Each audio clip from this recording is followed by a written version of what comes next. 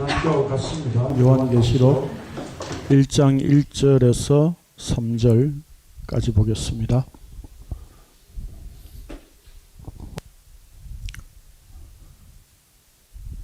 (1장 1절에서 3절까지) 같이 보겠습니다. 시작. 예수 그리스도의 계시라. 이는 하나님이 그에게 주사 반드시 속히 일어날 일들을 그 종들에게 보이시려고 그의 천사를 그족 요한에게 보내어 알게 하신 것이라. 요한은 하나님의 말씀과 예수 그리스도의 증거 곧 자기가 본 것을 다 증언하였느니라. 이 예언의 말씀은 읽는 자와 듣는 자와 그 가운데 기록한 것을 지키는 자는 복이 있나니 때가 가까움이라. 오늘 요한계시록 강론 두 번째, 제목은 때가 가까움이라 라고 하는 말입니다. 때가 가깝습니까? 우리가 이런 것들을 너무 이렇게 문자적으로 이제까지 보아왔어요. 사실은 인간들이 성경을 이렇게 보면 어떻게 봅니까? 자기 기준에서, 자기 행위를 가지고 하나님께 뭘 어떻게 할 것인가, 이렇게 사실을 성경을 보죠. 기본적인 겁니다. 그냥 본래 인간의 습성이죠. 그 죄인의 상태고요. 그래서 우리가 종교 행위를 이제까지 해왔던 거죠. 그렇죠. 그래서 오늘도 아침에 10시쯤인가요? 저희 사무실에 있는데 문을 열어놨거든요. 잠그질 않고. 문이 열리고 조금 있다가 탁 닫히는 소리가 들리더라고요. 그래서 나가봤어요. 나가보니까 엘리베이터 앞에 어떤 중년 어르신이 서 계시더라고요. 그래서 여기 교회냐고. 그럼 제일 처음에 묻는 소리가 오늘 예배합니까? 그 성도분은 많이 모이나요? 이러더라고요. 그냥 답변을 제가 하면 되는데 이 사람이 너무 제가 삐딱한지 그런 걸 왜 물어보세요?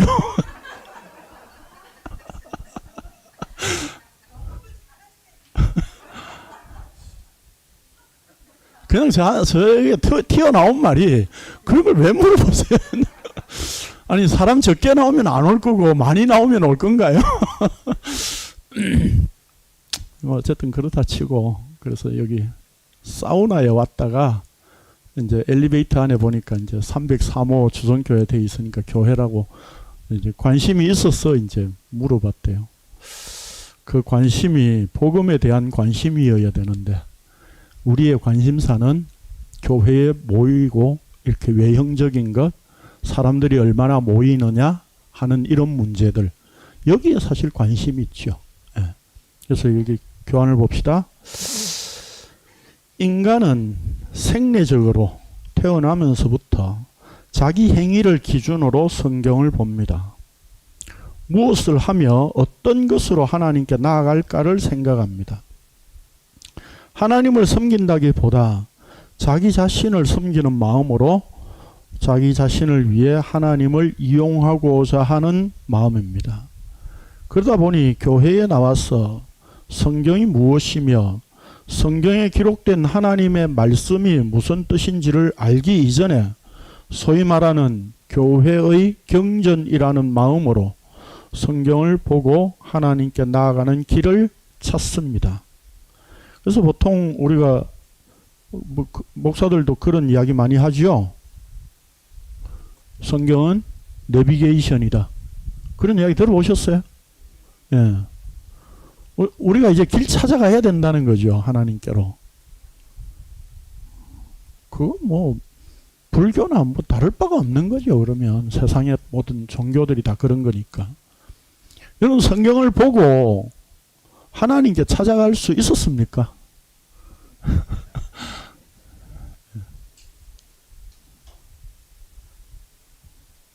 헛짓거리 실컷 했잖아요, 우리가. 이 다 여기 오신 분들 다 한 가닥씩 하고 오신 분들이잖아요. 그렇죠? 예, 내비게이션 열심히 보면서 찾아 나가려고 한 가닥씩 다 하셨던 분들이잖아요. 근데 알고 보니까 그렇게 은혜 안에 있게 하신 하나님의 말씀의 역사가 있었고 성령께서 예수를 주로 알게 하신 그 은혜가 베풀어졌었던 거죠. 아멘이 안 나오네요. 자, 그런데 문제는 성경에서 이해되지 않는 부분들이 너무 많다는 것입니다. 인간의 이성으로 다 이해되지 못하는 부분들은 교회의 목사를 성경 해석하는 전문가로 세워 놓았으니 그에게 의존하면 된다고 생각합니다. 우리도 이렇게 생각하는 거 아닙니까? 아닌가요? 그래서 성경을 해석하여 전하는 목사의 설교를 하나님의 말씀과 동일시합니다. 다른 말로 하면 목사의 설교를 계시의 수준으로 받아들이는 것입니다. 그런 경우 많죠. 그렇죠? 그래서 목사가 주일 성수하라고 했다고 해서 우리는 주일 성수하라고 목사님이 그랬어. 뭐 다른 교회 목사님 설교를 듣지 말래. 우리 목사님이 그렇게 말씀하셨어. 이게 계시의 수준이라는 거죠. 그래서 여러분, 우리가 말씀을 나눈다는 것은요, 말씀을 나누는 것이지 어떤 목사가 전한 설교를 나누는 게 아니잖아요. 김성수 목사가 이랬어. 김영래 목사가 이랬어. 그런 이야기 우리 하지 맙시다. 하나님의 말씀이 이렇더라. 이게 하나님의 말씀인데 이 말씀이 내게 받아들여지는 은혜가 있었어. 이런 이야기를 하자 이 말이죠. 누구 이름 거론하지 말고. 예? 제가 여러분들에게 복음을 전해준 겁니까? 복음을 전해서 알게 하신 분은 성령님이십니다. 우리 그런 이야기를 하자 이 말입니다.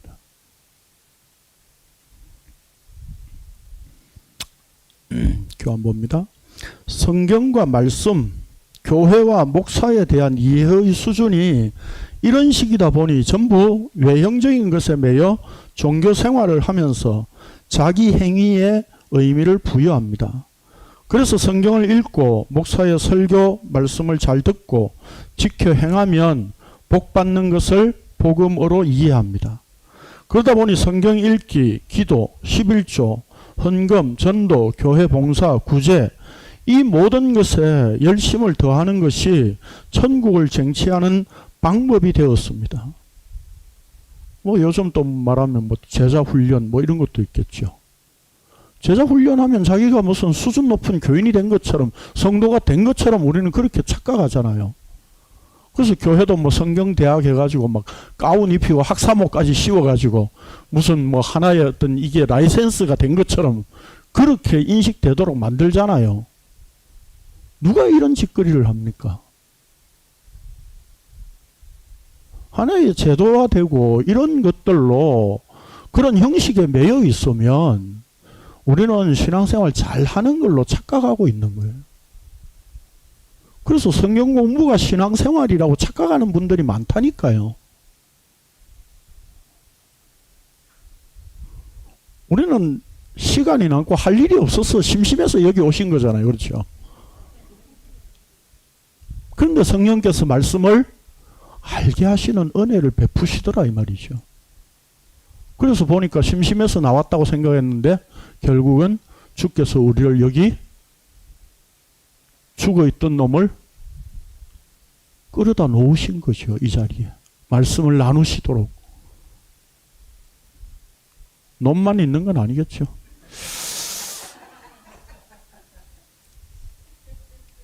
그러나 복음은 우리가 이성으로 이해하고 행동으로 지킬 수 있는 것이 아닙니다. 다시 말해서 우리의 행위로 만들어낼 수 있는 것이 아닙니다.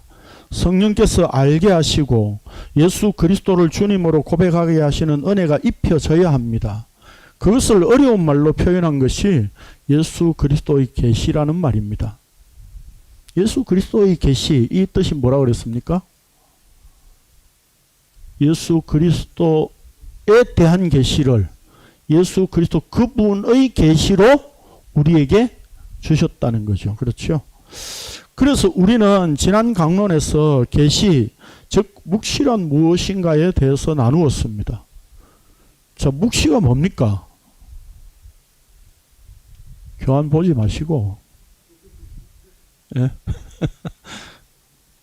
지난주에 강론 제목이 예수 그리스도의 계시였지만 부제목을 제가 붙였어야 좋았었나 싶었어요. 지금 지나고 나서 생각하니까. 묵시란 무엇인가에 대해서 강론했잖아요. 예. 남는 거 하나 없으시죠? 이 강론을 제가 잘 못해서 그렇습니다. 이게 뭐 콩나물에 물 빠지듯이 그냥 쑥 다 빠져버리는. 네. 그래서 정리를 해드리려고 오늘 이 말씀 드리는 겁니다. 교환 봅시다. 묵시란 한마디로 하늘의 세계, 묵시의 세계를 이 땅의 세계, 역사의 세계에 예수 그리스도의 십자가로 드러내신 복음입니다. 그것은 하나님의 계획, 말씀 안에서 이미 완료된 것입니다. 왜요? 하늘의 세계는 시간과 장소와 관계없는 상태이기 때문에. 그래서 이미 완료된 것이고 완성된 겁니다. 그 완성이 우리 안에 주어진 거예요. 이게 계시고 묵시예요. 그래서 사실 신학적으로는 이 용어를 조금 구분을 합니다. 영어에는 구분이 안 되는데 우리나라 말로서는 약간 구분되는 의미로 쓰고 있어요. 신학적으로는. 그래서 하늘의 세계가 묵시의 세계라면 그 묵시의 세계를 우리에게 알게 하신 것, 주어진 것, 이걸 계시로 나타내셨다. 이렇게 신학적인 용어로는 그렇게 쓰고 있어요. 그러나 제가 볼 때는 그렇게 구분해야 될 필요가 없다고 생각되어집니다. 계시가 하나의 그냥 방법은 아니니까요. 예. 그런 점에서 하나님의 뜻, 하나님의 계획, 그 하나님의 완성된 생명, 그것을 우리에게 넘겨주신 것, 그 하늘의 세계 안에 있게 하신 것. 그래서 지난주 강론의 결론이 뭐였습니까? 우리가 예수를 그리스도가 믿어졌다면 묵시, 계시 안에 있는 상태다. 그렇게 말씀드렸습니다.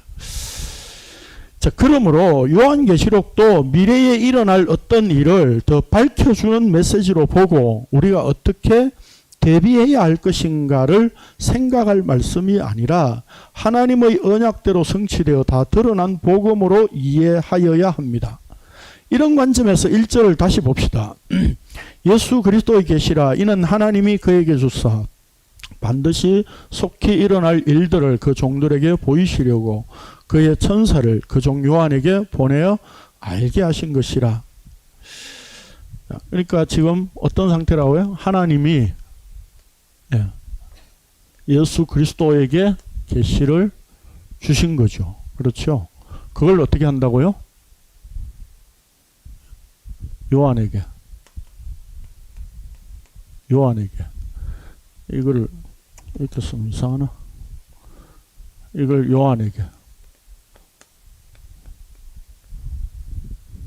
요한에게 넘겨주셨고 알게 하셨고 보여주셨고 그 다음에 요한에게서 어떻게 해요? 그 종들. 근데 요한도 여기에 뭐라고 쓰고 있습니까? 종 요한이라고 쓰고 있죠. 그럼 요거는 같은 상태 안에 있는 거죠. 예. 그럼 요 지금 어떤 라인을 요한이 왜 이렇게 표현하고 있느냐 하는 것을 좀 이따 설명드릴게요. 자, 여기서 반드시 속히 일어날 일들이란 직역하면 반드시 신속하게 되어져야만 하는 것들이라는 말입니다. 반드시라고 하는 말의 헬라어 데이는 반드시 뭐뭐 해야 한다라고 하는 의미입니다. 이 단어는 당위성 또는 필연성을 나타내는 말로 성경에서 하나님의 일하심을 강조하는 뜻에서 이렇게 쓰고 있습니다. 마태복음 16장 21절 같이 읽겠습니다. 시작.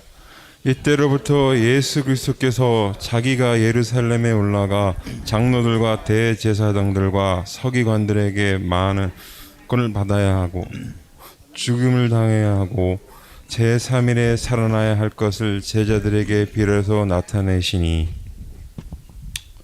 뭐 이렇게 혼란이 오세요?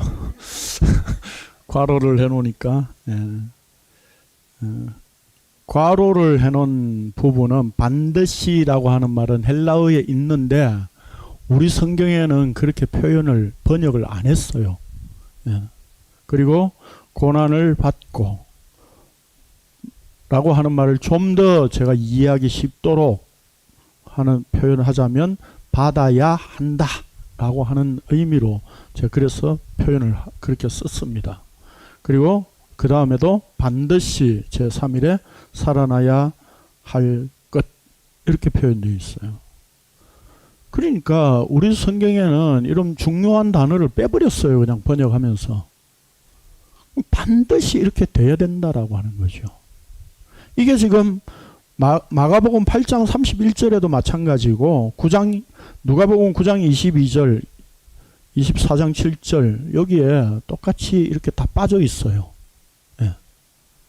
그 안에 반드시를 넣어서 읽으시면 훨씬 더 이해하기 쉽다 이 말입니다. 자, 우리 성경에서는 번역상 잘 드러나지 않지만 예수님의 고난과 죽음, 부활을 언급할 때 공통적으로 반드시라고 하는 단어를 사용하여 예수님의 십자가가 필연적으로 일어나야 하는 하나님의 뜻과 계획임을 나타냅니다. 우리 성경에는 또 그렇게 표현이 안 돼 있지만 예수님이 사마리아 땅을 지나가야 되겠다라고 한 표현이 있어요. 요한복음에 보면. 그래서 수가성 여인을 만나잖아요. 그렇죠? 거기에 보면 반드시라고 하는 말이 들어가 있어요. 그러니까 수가성 여인을 반드시 만나서 드러낼 계시가 있다는 뜻이죠. 하나님의 뜻과 계획이 있었다는 것은 반드시 확실한 성취를 동반합니다. 하나님의 계획과 뜻이 있는데 그게 그냥 뭐 용두삼이라고 이렇게 흐지부지하게 되는 그런 것은 없다는 겁니다. 하나님께서 계획하시고 말씀하셨다면 그것은 반드시 이루어지는 일이라는 겁니다. 그래서 반드시 확실한 성취를 동반하는 표현입니다. 그러므로 속히라고 하는 말은 묵시 안에서 이미 하나님의 뜻과 계획 안에서 완전한 성취를 이루신 것을 역사의 언어로 표현한 것에 불과한 것입니다. 그것을 더 분명하게 확정해 주는 표현이 일어날 일들이라는 말입니다. 게네스다이라고 하는 말인데 이게 기노마이에서 온 말이에요. 수동태로 하나님의 일하심에 의해 발생되는 일을 의미합니다. 다시 말해서 하나님이 주도권을 가지고 일하신 것을 나타내는 표현입니다. 이게 다니엘서 2장을 배경으로 한 말씀이에요. 여기도 물론 정확하게 다 드러나 있지 않지만 제가 그 의미를 살려서 여러분들에게 전달해 드리는 겁니다. 다니엘서 2장 28절 29절을 읽겠습니다. 시작. 오직 은밀한 것을 나타내시리는 하늘에 계신 하나님이시라. 그가 느부갓네살 왕에게 후일에 될 일을 알게 하셨나이다. 왕의 꿈 곧 왕이 침상에서 머릿속으로 받은 환상은 이러하나이다. 왕이며 왕이 침상에서 장래일 때에 이것을 왕에게 알게 하셨사오며. 제가 이걸 율법을 안 줘서 그러네요. 예, 율법을 안 주셔서 혼란이 오시죠. 가로 안에 있는 건 눈으로 읽으시고 성경 구절만 읽으시면 되겠습니다. 예. 이 율법이 없어서 그래요. 이제 율법이 주어졌죠. 이제 그렇게 하시면 됩니다. 여기에 우리 성경에 이제 후일이라고 하는 말도 제대로 번역하자면 날들의 마지막을 이야기합니다. 그러니까 구약에서 종말을 지금 이야기하는 표현입니다. 그리고 여기 될 일이라고 하는 것은 반드시 되어져야만 하는 것들. 이게 왜 이렇게 번역을 해야 되느냐 하면 70인역 여러분 아시죠? 제가 자주 언급해 드렸으니까 유대인들이 구약을 헬라어로 번역한 성경 구약, 그게 70인역이거든요. 그 70인역에 이 헬라어 용어를 이렇게 쓰고 있습니다. 여기 이 본문에. 예. 그러니까 이 표현이 지금 반드시 되어져야만 하는 것들 이렇게 나타나고 있다는 겁니다. 그리고 이 장래일도 마찬가지로 반드시 되어져야만 하는 것들. 그러니까 지금 이 다니엘서 2장은 느부갓네살 왕이 꿈을 아무도 해석할 수 없을 때 하나님께서 다니엘을 통해 그 꿈의 의미를 계시해 주신 내용입니다. 은밀한 것들을 하늘에 계신 하나님만이 드러내시는 분이고 그 비밀은 반드시 되어져야 하는 것들이라는 뜻입니다. 그래서 다니엘은 2장 44절에서 이 완성을 이렇게 이야기를 합니다. 이 여러 왕들의 시대에 하늘의 하나님이 한 나라를 세우시리니 이것은 영원히 망하지도 아니할 것이요 그 국권이 다른 백성에게로 돌아가지도 아니할 것이요 도리어 이 모든 나라를 쳐서 멸망시키고 영원히 설 것이라 라고 하는 말씀으로 다니엘이 전하고 있어요. 그러니까 세상의 모든 나라들을 멸하시고 영원한 나라를 세우실 것이라는 말씀이죠. 그러면 이 말씀을 이제 우리가 요한계시록에 연결시켜서 생각하면 뭡니까? 다니엘의 그 예언이 지금 요한은 완성되었다. 그런 차원에서 지금 이 표현을 같이 쓰고 있는 거예요. 그러니까 느부갓네살 왕이 다스리는 그 나라는 언젠가는 없어질 나라라는 거죠. 그걸 꿈으로 계시해 주시는데 그걸 다니엘을 통해서 전달해 주셨다 이 말입니다. 왜 그럼 다니엘을 통해서 해 주셨느냐 이 말이에요. 자 봅시다. 요한 사도는 구약의 이러한 표현을 통해 하나님의 약속이 성취되었음을 나타냅니다. 1절에서 속히 3절에서 가까움이라는 표현을 통해 단순히 예수님의 재림이 임박했다는 것을 말하려는 의도가 아니라 구약의 언약에 대한 성취가 신속하게 그리고 정확하게 이루어졌다는 것과 그 효과가 지속되고 있다는 사실에 초점을 맞추고 있는 겁니다. 결국 반드시 속히 일어날 일들이란 다니엘서에서 예언된 하나님 나라가 예수 그리스도를 통해 예수 그리스도 안에서 완성되었다는 것을 말씀한 것입니다. 한마디로 요한계시록을 묵시의 관점에서 이해한다면 하나님의 뜻과 계획은 예수 그리스도 안에서 이미 다 이루어진 것이고 완성된 것입니다. 여러분 제가 억지 해석을 하는 것 같습니까? 대부분의 이 문구를 앞으로 속히 될 일, 요한이 그래서 미래에 일어날 일을 우리에게 예언으로 주었다. 이렇게 이야기를 합니다. 그러다 보니까 어떻게 해요? 우주 종말론적인 그런 관점에서 앞으로 미래에 어떤 일이 일어날 것인가 여기에 관심을 가지게 되는 거죠. 그래서 지진이 있다? 그러면 종말이 더 가까이 오나 보다. 화산 폭발이 있다. 종말이 심하게 가까이 왔네. 우리는 그런 식으로 세상에 일어나는 일들을 성경에 가져와 가지고 종말을 자꾸 계산하고 싶어 해요. 그러나 성경이 이야기하는 것은 지금 요한계시록이 묵시록이잖아요. 묵시의 관점에서 쓰고 있다고요. 그러면 역사의 관점에서 속히 일어날 일들이라고 하는 말은 묵시의 관점에서 어떻게 이해되어야 됩니까? 이미 이루어지고 완성되었다 하는 차원에서 이해해야 된다 이 말입니다. 그런데 2페이지 맨 밑에 그 종들에게 보이시려고 그의 천사를 그 종 요한에게 보내어 알게 하신 것이라 라고 하였는데, 여기서 천사란 어떤 존재입니까? 천사라고 해서 어떤 특별한 존재가 따로 있다고 생각할 문제가 아니라고 봅니다. 저는 하나님의 보내심을 받아 메시지를 전하는 사자의 역할을 하는 존재로 이해하면 될 것입니다. 이런 표현을 통해 하나님께서 마치 느부갓네살에게 다니엘을 보내셔서 계시를 전달한 것처럼 하나님께서 예수 그리스도에게 계시를 나타내시고 또한 천사가 요한에게 계시를 전하여 나타내신 것입니다. 그렇다면 그 종들이란 그 종 요한에게 보내어 알게 하신 것이라는 관점에서 이해하면 요한 사도가 포함된 교회 공동체를 의미하는 표현입니다. 그래서 요한계시록 안에는 성령이 교회들에게 하시는 말씀이라고 표현하고 있는 거예요. 그러니까 이게 무슨 뜻인지 이해하시겠습니까?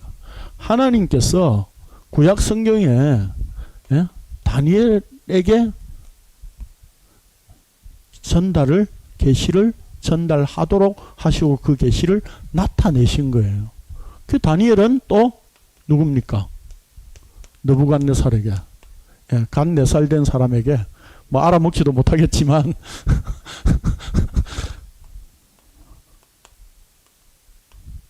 계시를 전달한 거예요. 요 구도를 지금 보여주고 있는 거예요. 그런 점에서 지금 그 종 요한에게 드러내서 그 종들에게 보이시려고 라고 하는 이 말은 요한과 그 종들은 뭐예요? 하나의 공동체, 교회를 의미한다 이 말입니다. 그런 점에서 지금 하나님께서 예수 그리스도를 통해서 진짜 선지자의 완성이신 그분이 요한에게 이 계시를 전달해 주신 겁니다. 자기 자신에 대해서 드러내 주신 것입니다. 자, 그 다음 봅시다. 요한봅니다. 요한은 하나님의 말씀과 예수 그리스도의 증거 곧 자기가 본 것을 다 증언하였느니라 라고 하였습니다. 요한 사도가 보고 들은 것은 예수 그리스도에 관한 것이었습니다. 구약에서 이미 계시된 언약이고 그것을 근거로 예수 그리스도에 대한 내용이 요한계시록입니다. 요한은 우리가 알지 못하는 신기한 것과 미래의 일들을 모조리 다 보았다고 착각하지 마십시오. 하나님께서 구약 성경을 통해 계시하신 것 또한 그 약속대로 십자가에서 온전히 성취하신 것에 대해서 보고 들었을 뿐입니다. 그래서 요한 사도는 자기 자신이나 체험을 증언한 것이 아니라 예수 그리스도를 증언한 것입니다. 요한계시록은 그래서 한마디로 뭡니까? 요한계시록이라고 쓰고 어떻게 읽는다고요? 예수 그리스도의 계시록이라고. 예수 그리스도에 대한 복음의 내용이에요. 요한계시록을 통해서 미래에 어떤 일이 일어날 것인가 궁금한 어떤 호기심을 가지고 어떻게 대비할 것이냐 그런 관점으로 보지 마시라 이 말입니다. 창세기를 창조론으로 봤기 때문에 우리는 요한계시록을 우주종말론의 관점에서 결론을 내릴 수밖에 없었던 거예요. 이제까지. 그런데 우리가 창세기를 예수 그리스도에 대한 이야기로 계속 보아왔잖아요. 그렇게 하니까 결론은 뭡니까? 요한계시록 역시 예수 그리스도에 대한 복음이라는 겁니다. 그걸 시간 순서 상관없이 요한이 우리에게 전달해 주고 있는 거예요. 그러니까 그게 뭡니까? 7 교회, 7 대접, 7 나팔. 또 뭐지 하나? 7인. 그게 뭡니까? 오늘 오후에 할 거지만 언약의 완성이라는 뜻입니다. 그게 언약의 완성이라는 뜻이에요. 오후에 좀 더 설명드릴게요. 자, 따라서 우리가 예수 그리스도를 아는 일에 모자라는 것은 없습니다. 요한계시록을 신비한 암호 풀듯이 더 풀어서 우리가 더 알아야 되는 그런 내용이 아니라는 겁니다. 하나님께서는 자기 백성들이 생명을 누리도록 예수 그리스도를 통해 완전하고 완벽하게 나타내 주셨습니다. 부족한 것은 있을 수가 없습니다. 추가해야 할 것이 없기에 우리에게 있어서 다른 계시란 있을 필요가 없습니다. 성도는 묵시 안에 있으므로 기록된 말씀을 통해 예수 그리스도로 만족하는 상태에 있습니다. 그래서 요한계시록이 정언한 게 뭐예요? 누구예요? 예수 그리스도예요. 오늘날 많은 교회의 목사들, 설교들이 이렇게 성숙한 삶을 사십시오. 그게 아니라는 겁니다. 그게 성경이 이야기하고 있는 내용이 아니에요. 정말 기독교 채널의 설교를 들어보면 진짜 무슨 뭐 문화센터에서 인문학 강의하는 그런 내용들 같아요. 예? 복음이 없어요. 그런데 교회의 이 강대상 뒤에다가 제목은 다시 복음으로. 애초에 복음이 없는데 무슨 다시 복음으로예요. 그래서 요즘 뭐 기독교 방송의 슬로건이 그거더라고요. 다시 뭐 말씀으로, 다시 교회로, 다시 예배로, 뭐 언제 우리가 예배 드렸어요? 예?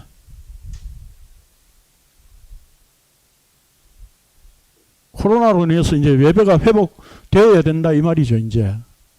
그런 이야기를 하고 있어요, 지금 한국 교회가. 근데 우리가 제대로 된 예배 우리가 드린 적 있습니까? 한 적 있어요? 없었다니까, 이제까지. 진리에 의한 성령의 예배만 진짜 예배라고 성경은 이야기를 하고 있잖아요. 우리가 와서 모여가지고 뭐 찬송하고 기도하고 성경 뭐 설교 듣고 헌금하고 이런 걸 예배라고 말하지 않습니다, 성경은. 그 형식에 매여 있는 게 종교 생활이에요. 우리는 그런 걸 하면 하나님이 기뻐하실 것이라고 이제까지 착각해 온 거잖아요. 근데 하나님은 그런 걸로 기뻐하시지 않습니다. 하나님은 오직 아들 예수 그리스도 그분만 기뻐하신다고 하셨습니다. 이는 내 사랑하는 아들이요 내 기뻐하는 자라. 그분이 뭘 하신다고 선언하셨을 때, 십자가를 지시겠다고 선언하셨을 때에. 그래서 우리가 회개하고 하나님께로 돌아오면, 회개하고 돌아오면 하늘의 천사들도 기뻐한다고 누가복음 15장에 이야기하고 있는 그게 뭡니까? 우리가 날마다 죽는 거예요. 나는 아니군요. 내가 내 종교 행위로 하나님 앞에 찾아 나가려고 했던 그게 아니었군요. 라고 하는 이 확인을 날마다 하고 내 자신이 십자가에 죽어야 되는 존재임을 확인하게 될 때, 그게 하나님의 기뻐하심이에요.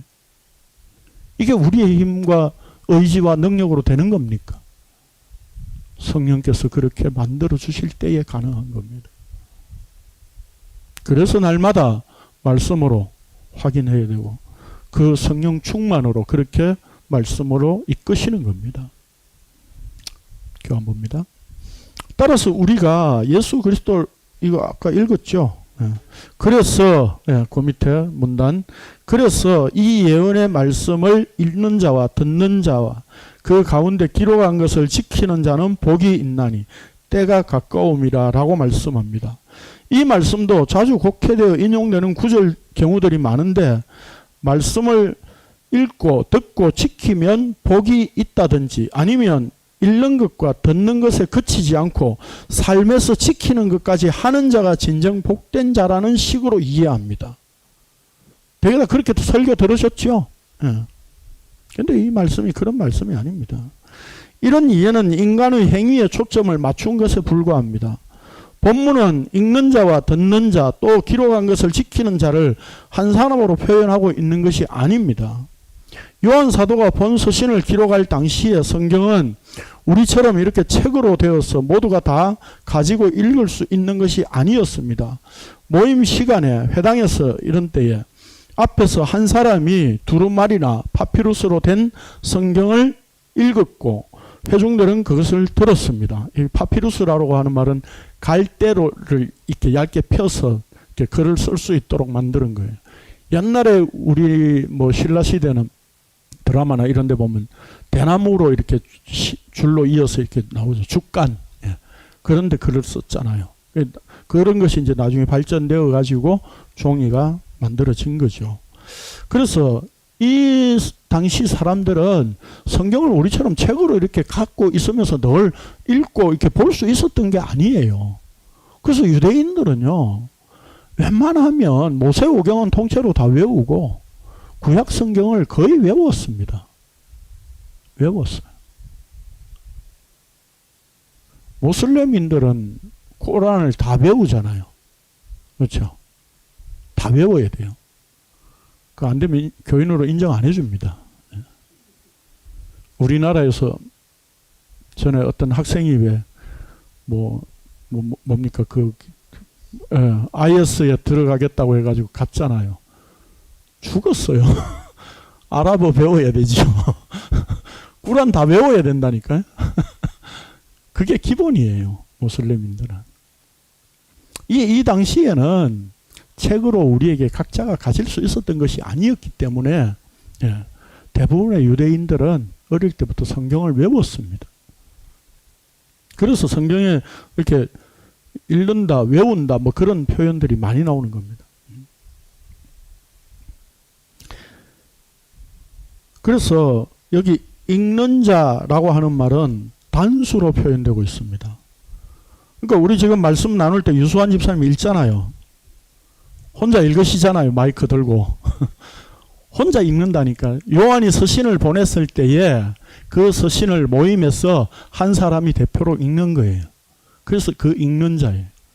여기서 내가 성경 가지고 아무 때나 읽을 수 있다. 그런 이야기가 아니라. 그래서 단수로 표현하고 있습니다.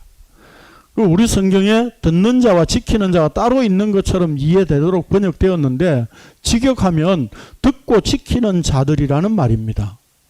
그래서 여기 지키는 자들이 복수입니다. 그러면 결국 이 말씀이 의미하는 바가 뭡니까? 듣는 것이 지키는 것 같은 거예요. 지키는 자란 흔히 교회들에서 말하는 것처럼 우리의 행위로 말씀대로 살아야 한다는 의미가 아니라 마음에 새기고 품는 것을 의미합니다. 이거 제가 뭐 헬라어 표현 안 해놨나요? 테레오라고 하는 말이죠. 또한 여기서도 이 예언의 말씀이라고 하니까 미래에 일어날 일을 미리 알려주신 것이 요한계시록 말씀이라고 착각하는데 예언의 말씀이라 맡겨주신 말씀이라는 뜻입니다. 즉 요한 사도가 예수 그리스도의 계시로 몸된 교회에 전하신 모든 말씀을 의미합니다. 그러니까 구약의 선지자들을 예언자라고 그랬잖아요.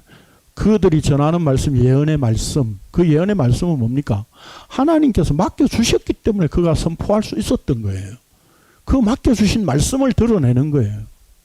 그러니까 이 예언의 말씀도 미래의 일이 아니라 맡겨주신 말씀이에요. 뭐 이렇게 뭐 사업도 안 되고 막 하는 일마다 다 실패해서 이렇게 기도하는 권사한테 갔더니 신학해야 되겠는데 이게 예언의 말씀이 아니에요. 맡겨주신 말씀이에요. 맡겨주신 말씀. 그런 데 가서 기도 받으려고 생각하지 마세요. 뭐 기도를 누가 주고 누가 받아요.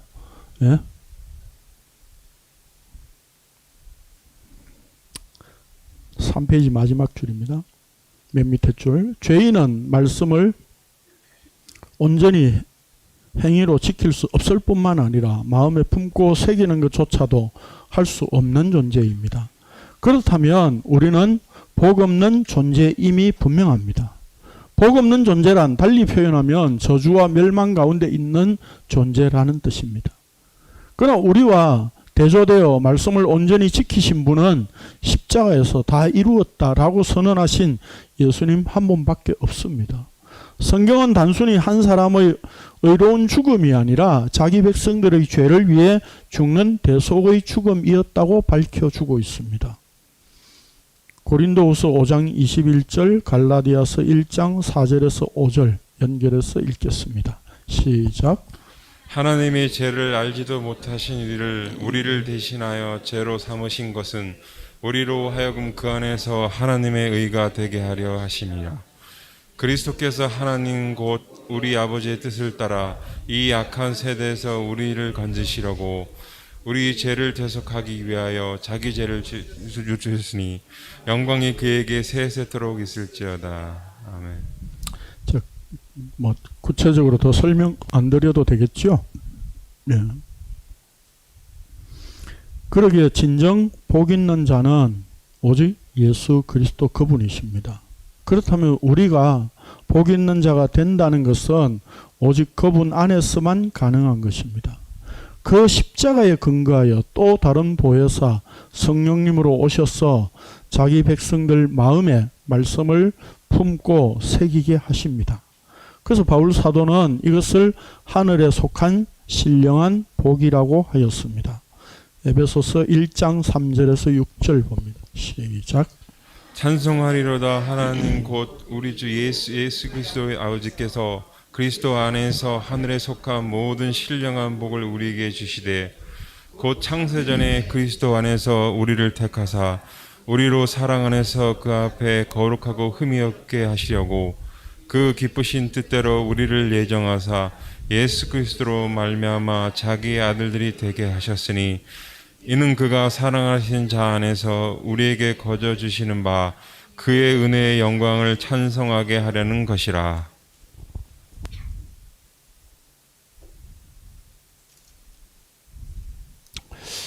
말씀 전하다가 교환이 없는데 갑자기 생각이 나서 말씀드립니다. 요한 1서 봅시다. 요한 1서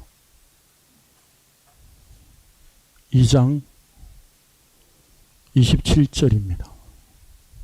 요한 1서 2장 27절. 제가 읽겠습니다. 찾으셨죠? 다. 너희는 주께 받은 바 기름 부음이 너희 안에 거하나니 아무도 너희를 가르칠 필요가 없고 오직 그의 기름 부음이 모든 것을 너희에게 가르치며 또 참되고 거짓이 없으니 너희를 가르치신 그대로 주 안에 거하라. 아무도 너희를 가르칠 필요가 없다고 그랬어요. 제가 가르치는 게 아니라니까 그랬어요.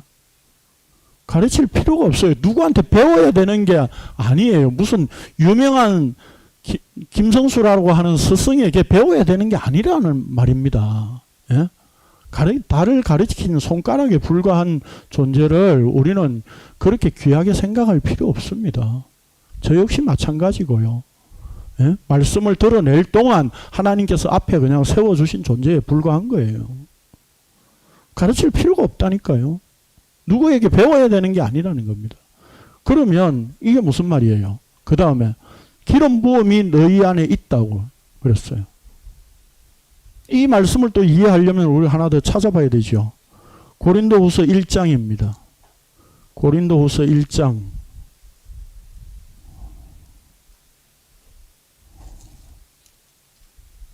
21절. 고린도후서 1장 21절.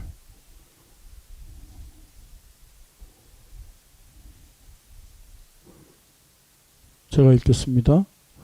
우리를 너희와 함께 그리스도 안에서 굳건하게 하시고 우리에게 기름을 부으신 이는 하나님이시니 그가 또한 우리에게 인치시고 보정으로 우리 마음에 성령을 주셨느니라. 여기 기름 부음이 뭐예요? 성령 받는 것. 예수 그리스도 그분이 메시아잖아요. 메시아가 뜻이 뭐예요? 구약의 용어죠. 기름 부음 받은 자. 그걸 신약의 표현으로 그리스도. 예수 그리스도 그분이 요한에게 물 세례를 받으실 때 하늘에 성령이 임했잖아요. 그 성령이 임한 종이 바로 하나님의 의의 종이다. 이사야 선지자가 예언했던 겁니다. 그러므로 이제 예수 그리스도 그분이 십자가로 그 일을 하나님의 언약을 완성하셨기에 우리를 하나님의 의에 대속의 은혜를 입히셨기에 이제 그 성령의 기름 부음이 우리에게 주어진 거죠. 그게 기름 부음 받음이다 이 말입니다. 근데 오늘날 교회들은 목사만 또 장로까지 포함시켜 주지요. 기름 부음 받은 종이라고. 목사가 무슨 기름 부음 받은 종이에요? 복음 안 전하면 기름 부음과 아무 상관없습니다. 그러니까 우리가 누구한테 배우는 거예요? 누구한테 말씀이 청종하게 되는 겁니까? 성령님이 하시는. 제가 이렇게 개떡같이 전해도 성령께서 알게 하시고 깨닫게 하시는 거예요. 기름 부음이 우리 안에 있다니까요. 그 기름 부음 받음이 우리에게 말씀을 알게 하시는 거예요.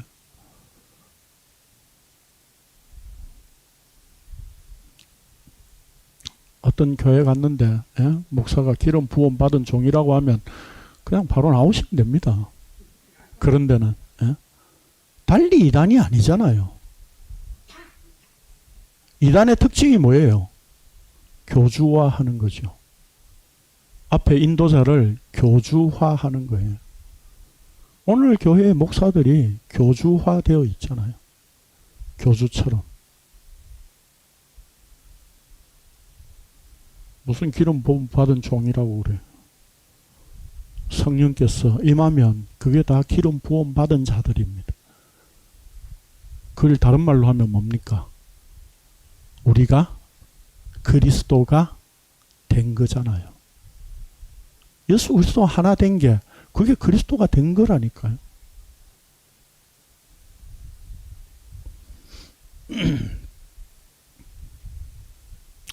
그래서 또 나가셔가지고 내가 이제 그리스도다. 그러지 마시고요. 강아지한테 흰 옷 입혀가지고 어떤 지저스라고 사진 찍어서 올리신 게 있던데 걔가 지졌다고.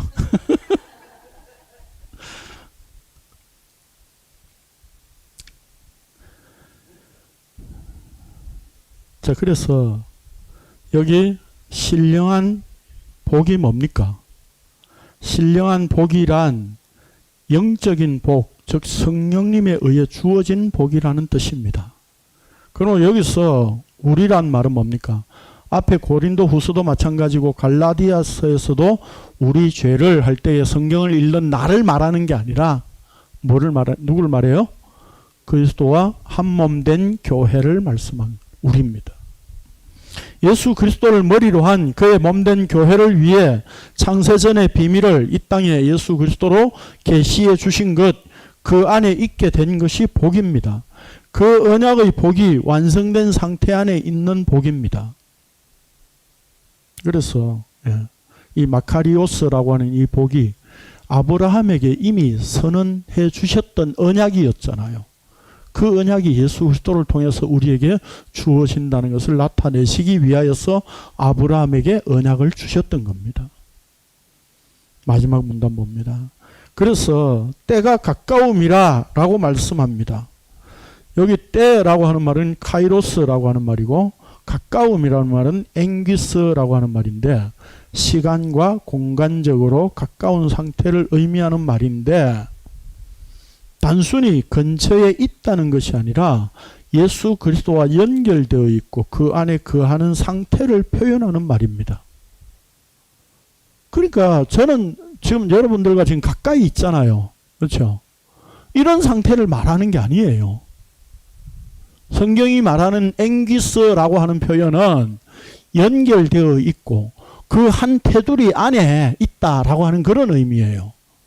그러니까 단순히 그냥 가까운 상태가 아니라 하나 된 상태를 의미하는 표현이에요. 여기 때라고 하는 말도 카이로스, 즉 하나님의 그 묵시 안에 주어진 묵시 안에 있는 것, 그걸 말하는 거죠. 그래서 예수님께서 때가 찼고 하나님의 나라가 가까이 왔으니 라는 말씀이 성취된 상태입니다.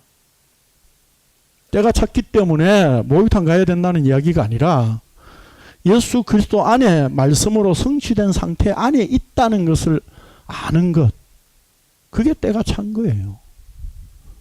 그 때가 십자가에 완성된 그 묵시의 세계가 우리에게 주어졌다니까요. 그게 때가 가까움이라 이 말이에요. 그렇게 번역을 한 거예요. 카이로스 앵기스라고 하는 말은 이 시간이든 어떤 장소적인 것이든 지금 하나로 결속되어 있는 상태에 있다 그 얘기예요. 그게 때가 가까움이라 이 말이에요. 그래서 우리 성경에 여기 번역 안 된 접속사가 하나 있는데 가르라고 하는 말입니다. 왜냐하면 이라는 말이에요. 즉 말씀을 읽는 자, 듣고 지키는 자들은 예수 그리스도의 몸으로 하나된 복 안에 있습니다. 왜냐하면 예수 그리스도와 연결되어 하나님의 때 안에 있기 때문이다 라고 하는 의미예요. 때가 가까움이라. 너가 조심해야 돼. 이제 대비해야 돼. 그런 의미의 표현이 아니다 이 말입니다. 말씀을 읽는 자 그리고 듣고 지키는 자들 하면 뭐예요? 바로 예수 그리스도의 몸으로 하나의 공동체가 된 자들, 교회 공동체를 이야기하는 거죠. 교회가 된 자들, 몸으로 하나 된 복 안에 있는 자들. 그리고 왜냐하면 때가 가까움이라. 왜냐하면 너희들은 예수 그리스도와 연결되어 있고 하나님의 때, 즉 묵시 안에 있기 때문에 그게 복이야 이 말이에요. 이게 지금 요한계시록 1장 3절의 말씀의 의미예요. 그러니까 오늘 우리는 예수 그리스도가 믿어졌다는 것은 바로 그분 안에 있다는 뜻이고 그 신령한 복 안에 부름을 받았다는 뜻이고 그 부름을 받은 상태는 바로 하나님의 때 묵시 안에 있는 것이고 예수 그리스도와 연결되어 한 몸이 되어 있는 상태다 이 말입니다. 그런데 뭘 대비해요? 에? 때가 가까우니까 이제 막 자지 않고 준비하고 있어야 되는 그런 겁니까? 성경은 그런 이야기를 하고 있지 않습니다. 예수 그리스도가 믿음으로 받아들여졌다면 그분과 하나 된 상태로 그분의 묵시 안에 있는 것이고 그분과 연결되어 하나 되어 있는 상태이기 때문에 그게 복이야. 이렇게 설명을 하고 있는 거예요. 오늘 우리가 이 복 안에 있습니까? 아멘이십니다. 그렇다면 이 십자가의 은혜가 우리에게 주어진 겁니다. 이 은혜를 가슴에, 마음에 계속 새기게 하시는 그 주의 은혜를 계속 쫓아갈 수 있기를 바랍니다. 기도하겠습니다. 거룩하신 주님 감사를 드립니다. 멀리 계신 주님을 우리가 늘 섬기려고 하였습니다. 그러나 말씀은 예수 그리스도 안에 연결되어 있고 하나 되어 있다고 선언하고 있습니다. 그래서 우리가 십자가로 이 사실을 다시 한번 또 확인하게 하심을 감사를 드립니다. 미래의 때를 대비하는 것이 아니라 하나님의 때, 하나님의 묵시 안에 있는 이 은혜를 입혀주신 것이 우리의 행위나 우리가 어떻게 하는 것으로 주어진 것이 아니라 십자가에 피 흘리신 대속의 죽음을 통해 우리에게 은혜로 베푸신 이 놀라운 은총을 마음에 계속 새길 수 있는 믿음으로 살게 하여 주옵소서. 예수님의 이름으로 기도합니다. 아멘. 수고하셨습니다.